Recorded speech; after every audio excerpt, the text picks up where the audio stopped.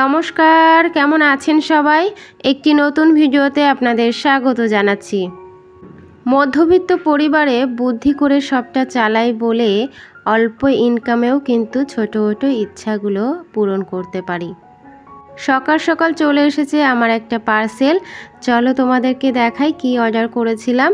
ভিডিওটা ছিল অনেক দিন আগেকার, আর সেটাই আপনাদের সাথে শেয়ার করছি। তো আমি একটা তেলের বোতলের আর কি অর্ডার দিয়েছিলাম। তো এই বোতলটা আমার কাছে এতটাই পছন্দ হয়েছে, যেহেতু মুখটা ছোটোর জন্যই আমার খুব পছন্দ হয়েছে।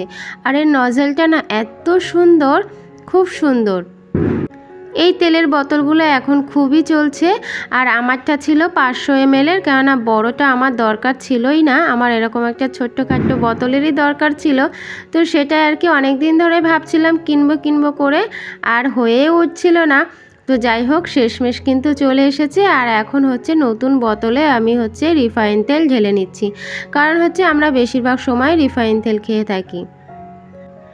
তো চলো, সকাল সকাল পার্সেল চলে এসছে, খুবই আনন্দ। আরও একটা পার্সেল আজকেই আসবে, তবে সেটা মনে হয় একটু বেলাতে আসবে।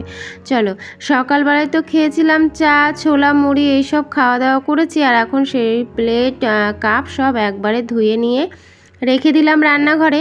ওদিকে ভাতটাও হয়ে গেছিলো, তো ভাতটা নিয়ে চলে এলাম। আর সকালে খাওয়া দাওয়া কিন্তু এতক্ষণে কমপ্লিট হয়ে গেছে। তারপরে স্নান করে পুজোটা দিয়ে নিয়েছি। আর আজকে একটু শিব ঠাকুরকে দুধ দিয়ে স্নান করিয়েছি। তো পুজো আমার কমপ্লিট। আর ফুল তেমন একটা ছিল না, অল্পই ছিল ফুল।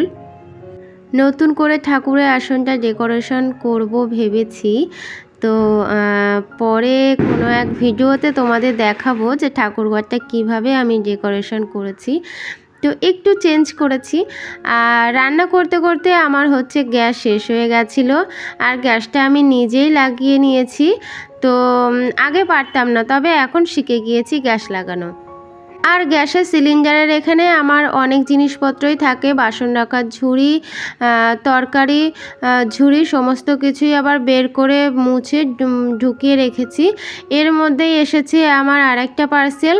তো বাথরুমে আর কি আমার কোনো র্যাক ছিল না, তো সেই র্যাকটা খুবই দরকার ছিল। তো তার জন্য র্যাকটাও আমি অর্ডার করেছিলাম, আর এখন বাথরুমে আমি লাগিয়ে দিয়েছি। অল্প দামের মধ্যে র্যাকটাও খুব সুন্দর হয়েছে। দামি দামি র্যাকও ছিল, আমি অতটা নিইনি, কারণ যেহেতু বাথরুমে সবসময় জল লাগে, সেজন্য আমি অল্প দামের র্যাক দুটোই নিয়েছি। আর এদিকে বাজার থেকে নিয়ে এসেছে, দেখো কত কিছু, বেগুন, ঝিঙে, পটল, তারপরে কচুরমুখী, সমস্ত কিছু কিন্তু এখন গুছিয়ে নিচ্ছি। আজ একটু নিরামিষ রান্না করব সবজি দিয়ে, তাই বড়ি ভেজে নিচ্ছি। আর আজকে একটু ডাল আর একটু সবজি রান্না করেছিলাম, কারণ গত দিনকে একটু মাংস খেয়েছিলাম। তো মাংস খাওয়ার পরের দিন একদমই হালকা ডালই রান্না করি। তো এদিকে বেসিনটাও আমি একটু পরিষ্কার করে নিচ্ছি। চলো, আজকের ভিডিওটা এতটুকু।